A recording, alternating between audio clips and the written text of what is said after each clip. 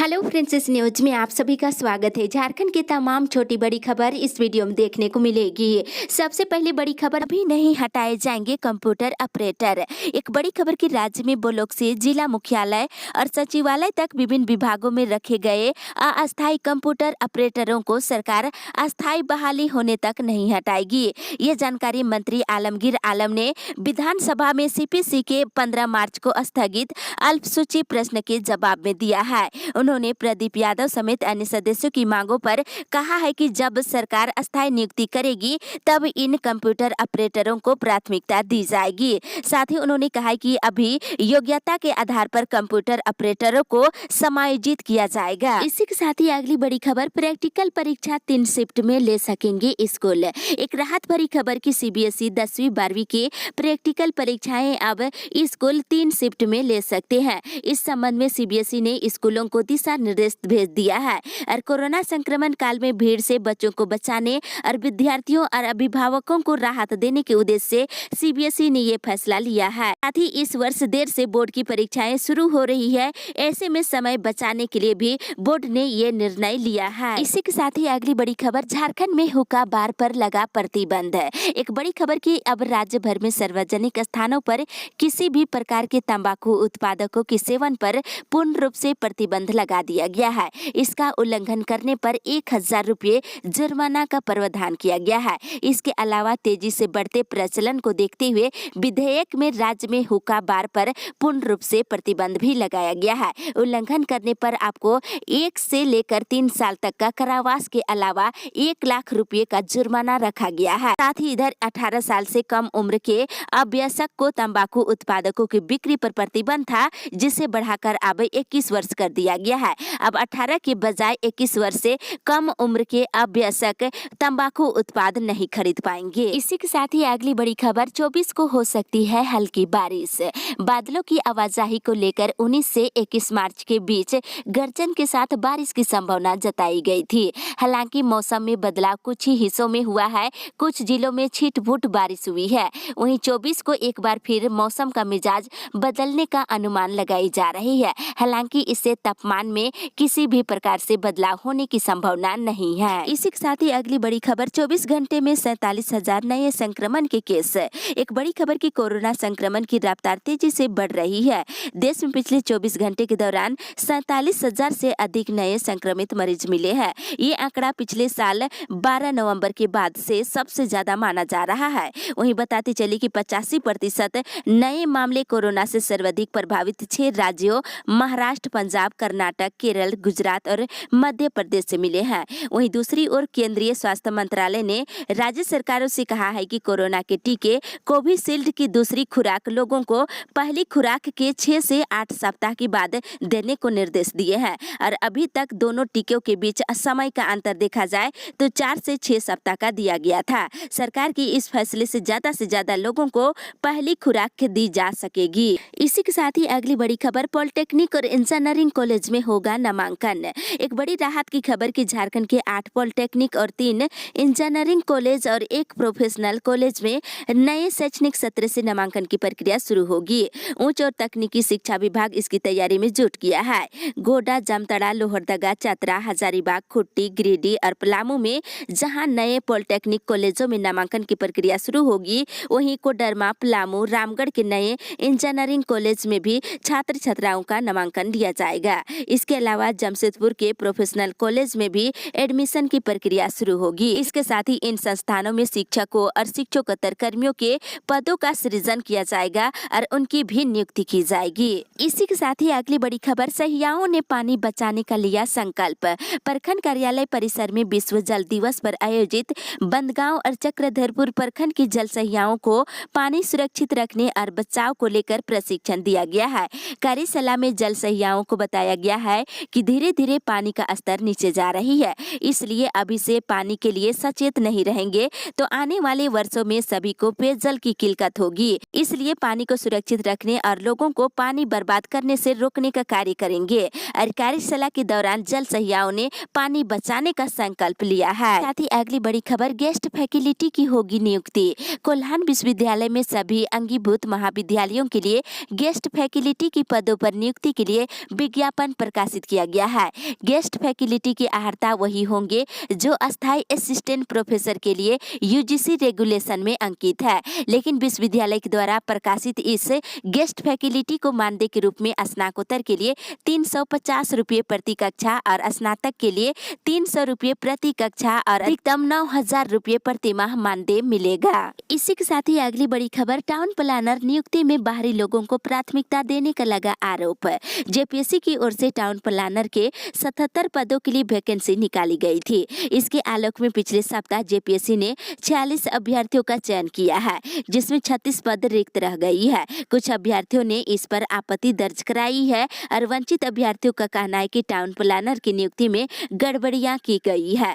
बाहरी उम्मीदवारों का चयन पहले चरण में कर लिया गया है। मामले को लेकर कुछ अभ्यर्थियों ने कोर्ट का दरवाजा खटखटाने का बात कही है। साथ ही अगली बड़ी खबर, गरीब और किसान विरोधी है हेमंत सरकार। पूर्व विधायक शशि भूषण सामांड ने कहा है कि राज्य की हेमंत सरकार गरीब और किसान विरोधी है। बड़े बड़े वादे कर सत्ता हथिया लिए हैं, लेकिन जब उन्हें पूरा करने का मौका आया तो जनता को गुमराह कर रहे हैं। सोमवार को वे अपने आवासीय कार्यालय में पत्रकारों को जानकारी देते हुए ये बातें कही है। उन्होंने कहा है कि सरकार किसानों की केसीसी लोन माफ करने की घोषणा किए हैं, लेकिन इसमें सरकार गरीब किसानों को अनदेखी करते हुए अमीर किसानों को लाभ पहुंचाने का काम कर रही है। अमीर किसानों को लाभ पहुंचाने को लेकर बैंकों में ट्रांजैक्शन करने वाले किसानों की ऋण माफी को लेकर काम कर रही है, जो सरासर गलत है। इसी के साथ ही अगली बड़ी खबर, बिना मास्क पहने नजर आए कर्मचारी तो मालिक को लगेगा जुर्माना। देश में कोरोना का कहर एक बार फिर से शुरू हो गया है और कई प्रदेशों में लॉकडाउन भी सरकार ने लगा दिया है। हालांकि अभी तक देखा जाए तो इधर रामगढ़ जिले में कोरोना मरीजों की संख्या में कोई बढ़ोतरी नहीं हुआ है, लेकिन जिला प्रशासन ने अपने स्तर पर हाई अलर्ट जारी कर दिया है। डीसी ने साफ तौर पर कहा है कि दुकानों और पेट्रोल पंप पर सबसे अधिक लापरवाही बरती जा रही है। अगर कर्मचारी बिना मास्क के नजर आते हैं तो मालिक को ही जुर्माना भरना पड़ेगा। सोमवार को शहर के प्रमुख चौक चौराहों पर एक बार फिर से बाइक सवारों को पुलिस वालों के द्वारा रोका गया है। उन्हें हेलमेट और मास्क पहनने की सख्त हिदायत दी गई है। इसी के साथ ही अगली बड़ी खबर, बिजली कंपनियों को लगेगी 15 पैसे प्रति यूनिट ग्रीन सेस। विधानसभा ने हरित ऊर्जा उपकर विधेयक पारित कर दिया है। इसके तहत बिजली बनाने वाली कंपनियों को प्रति यूनिट 15 पैसे की दर से राज्य सरकार को भुगतान करना होगा। इस विधेयक के अधिनियम बनने के बाद ऐसे कंपनियों को भी ग्रीन सेस देना होगा जो 33 केवी ट्रांसमिशन लाइनों का उपयोग करती है। साथ ही इधर हाई टेंशन कनेक्शन लेने वाली औद्योगिक इकाई भी हरित उपकर के दायरे में शामिल होगी। इसी के साथ ही अगली बड़ी खबर, झारखंड में फिर बनेंगे कंटेनमेंट जोन। एक बड़ी खबर की झारखंड के सभी जिलों में कोरोना पर नियंत्रण के लिए फिर से कंटेनमेंट जोन और माइक्रो कंटेनमेंट जोन बनाकर सघन निगरानी की जाएगी। इसकी तैयारी चल रही है। राज्य के स्वास्थ्य सचिव के सोन ने सोमवार को इस संबंध में सभी उपायुक्तों को पत्र लिखा है। इसके अलावा कंटेंट ट्रेसिंग के साथ ही कोविड जांच के लिए विशेष अभियान चलाने को कहा है। और पत्र में सचिव ने ये भी कहा है कि निजी अस्पतालों में 10% बेड कोरोना मरीजों के लिए चिन्हित किया जाए ताकि आवश्यकता पर उसका उपयोग किया जा सके। साथ ही कोरोना मरीजों के लिए आईसीयू और वेंटिलेटर बेड अलग से व्यवस्था करने का निर्देश दिए हैं। इसी के साथ ही अगली बड़ी खबर, जिनका वीजा फेल उन्हें तत्काल भारत छोड़ने का निर्देश। एक बड़ी खबर की वीजा की वैधता फेल होने के बावजूद राज्य में विदेशी नागरिक रह रहे हैं। ऐसे विदेशी नागरिकों को केंद्रीय गृह मंत्रालय से जारी दिशा निर्देश के अनुसार नोटिस जारी कर दिया गया है कि वे तत्काल भारत को छोड़ दे। हालांकि वीजा की वैधता फेल होने के बाद अधिकतर विदेशियों ने झारखंड पुलिस को ये सूचना दिया है कि उन्होंने वीजा अवधि बढ़ाने और लॉन्ग टर्म वीजा देने के लिए आवेदन दे रखा है। साथ ही वीजा समाप्त होने के बाद से उनका प्रवास अब अवैध माना जाएगा। ऐसे में उन्हें केंद्रीय गृह मंत्रालय के दिशा निर्देश पर देश को छोड़ना होगा, अन्यथा उनके विरुद्ध कानूनी कार्रवाई की जाएगी। इसी के साथ ही अगली बड़ी खबर, आज जारी होगी अधिसूचना। मधुपुर विधानसभा उपचुनाव को लेकर मंगलवार को अधिसूचना जारी होगी। इसके साथ ही नामांकन की प्रक्रिया भी शुरू हो जाएगी। विधानसभा उपचुनाव में नामांकन के दौरान आदर्श आचार संहिता के पालन करवाने को लेकर अनुमंडल पदाधिकारी सह निर्वाची पदाधिकारी योगेंद्र प्रसाद ने थाना प्रभारियों के साथ बैठक की है। बताते चले कि मधुपुर उपचुनाव में गंगा नारायण सिंह भाजपा के उम्मीदवार होंगे, वहीं दूसरी ओर झामुमो की ओर से हफीजुल अंसारी चुनाव लड़ेंगे। इसी के साथ ही अगली अगली बड़ी खबर, एचईसी की खाली जमीन को रैयतों को वापस करने की मांग है। एक बड़ी खबर की एचईसी की खाली जमीन को रैयतों को वापस करने के मामले को लेकर के सदन में सोमवार को सत्ता पक्ष और विपक्ष के सुर एक नजर आए हैं। आपको बताते चले कि इसमें एचईसी के द्वारा खाली जमीन रैयतों को वापस करने के बजाय उसे ऊंची कीमत पर बाहर के लोगों को बेचे जाने पर दोनों ही पक्षों के विधायक खफा दिखे हैं। वहीं सवाल के जवाब में प्रभारी मंत्री जोबा मांझी ने कहा है कि विस्थापितों की समस्या सिर्फ एचईसी का ही नहीं है, ये विषय पूरे राज्य का है। इस मामले की समीक्षा की जाएगी। मुख्यमंत्री खुद ही इसको लेकर के गंभीर है, इसलिए सरकार पूरे राज्य में रैयतों से ली गई जमीन की जांच कराएगी। उसी के आधार पर जमीन वापस करने पर निर्णय लिया जाएगा। इसी के साथ ही अगली बड़ी खबर, 27 मार्च से 4 अप्रैल के बीच बैंक रहेंगे बंद। आप सभी को बताते चले कि इधर 27 मार्च से 4 अप्रैल के बीच 6 दिन बैंकिंग ट्रांजैक्शन नहीं हो पाएगा। जो भी काम करना है इस बीच आपको कर लेना होगा। दरअसल जहां 29 मार्च को बैंकों में होली का अवकाश रहेगा, वहीं इससे पहले 27 को महीने का चौथा शनिवार है और 28 को रविवार की छुट्टी होने के कारण बैंक बंद रहेंगे।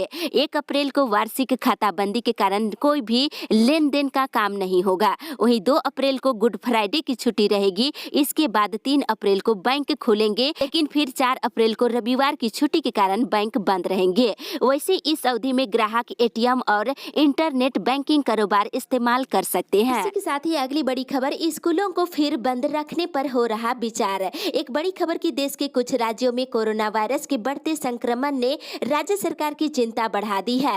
राज्य में कोरोना वायरस के फैलाव को रोकने पर विचार विमर्श चल रही है। अधिकारियों का फोकस इस पर है कि आर्थिक गतिविधि चलती रहे और कोरोना भी नियंत्रित में रहे। अब विभाग में ये चर्चा तेज हो गई है कि राज्य में स्कूलों को फिर से बंद रखने पर निर्णय हो सकता है। बताते चले कि 1 महीने पहले ही राज्य सरकार ने 8वीं कक्षा से ऊपर की सभी कक्षाओं को खोलने का आदेश जारी किया है। वहीं जानकारी के अनुसार महाराष्ट्र, हरियाणा, गुजरात, दिल्ली, पंजाब, केरल, छत्तीसगढ़ अन्य राज्यों में कोरोना वायरस की दूसरी लहर ने दूसरे राज्यों की भी चिंता बढ़ा दिया है। इसी के साथ ही अगली बड़ी खबर, 26,000 स्टूडेंट्स के स्कॉलरशिप राशि भुगतान का पेंच फंसा।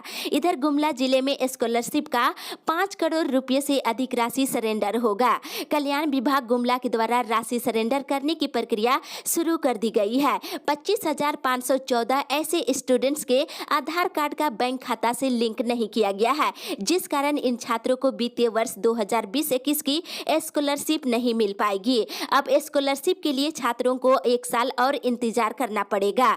कल्याण विभाग दोबारा सरकार से स्कॉलरशिप की राशि की मांग करेगी। आवंटन प्राप्त होने के बाद वित्तीय वर्ष 2021-22 में इन स्टूडेंट्स को स्कॉलरशिप मिल पाएगा। इसी के साथ ही अगली बड़ी खबर, लोहरा समाज की खतियानी त्रुटि दूर करने की मांग है। लोहरा समाज के खतियान में दर्ज खतियानी त्रुटि को दूर करने की मांग मुख्यमंत्री हेमंत सोरेन से की गई है। इस संबंध में आदिवासी लोहरा समाज की केंद्रीय समिति ने मुख्यमंत्री से नए विधानसभा कार्यालय में मुलाकात किए हैं और समिति के केंद्रीय अध्यक्ष ने बताया है कि 5वीं अनुसूचित क्षेत्र के खतियान में दर्ज कौम लोहरा ही वास्तव में लोहरा अनुसूचित जनजाति के सदस्य हैं, लेकिन वर्तमान में लोहरा समाज को मिलने वाले जाति प्रमाण पत्र में दिक्कतें हो रही है। जनजाति का प्रमाण पत्र निर्गत नहीं की जा रही है। इसी के साथ ही अगली बड़ी खबर, झारखंड और बंगाल की सीमाएं होगी सील। बंगाल में होने वाले विधानसभा चुनाव को लेकर झारखंड पुलिस विशेष रणनीति बनाई है। बंगाल चुनाव में माओवादी दखल न डाल सके, इसके लिए दोनों राज्यों की पुलिस सीमावर्ती इलाकों में संयुक्त अभियान चलाएगी। वहीं झारखंड के वैसे भाकपा माओवादियों की सूची भी राज्य पुलिस ने तैयार किया है, जो सीमावर्ती इलाकों में सक्रिय है। साथ ही इधर राज्य सरकार झारखंड राज्य बाल अधिकार संरक्षण आयोग के रिक्त पदों पर 3 महीने में नियुक्ति कर लेगी। विधानसभा में मंत्री जोबा मांझी ने भाजपा विधायक राज सिन्हा के सवाल का जवाब देते हुए ये घोषणा की है। इसी के साथ ही अगली बड़ी खबर, रांची में जल्द शुरू हो मेट्रो परियोजना। एक बड़ी राहत की खबर की झारखंड की राजधानी रांची से भारतीय जनता पार्टी के संजय सेठ ने लोकसभा में कहा है कि रांची की आबादी 30 लाख से ज्यादा हो गई है, कुछ दिन बाद 50 लाख को पार कर जाएगी। हर दिन रांची में पूरे झारखंड से 20 लाख लोग आते जाते हैं। लोगों को सड़क जाम की समस्या से प्रतिदिन जूझना पड़ता है।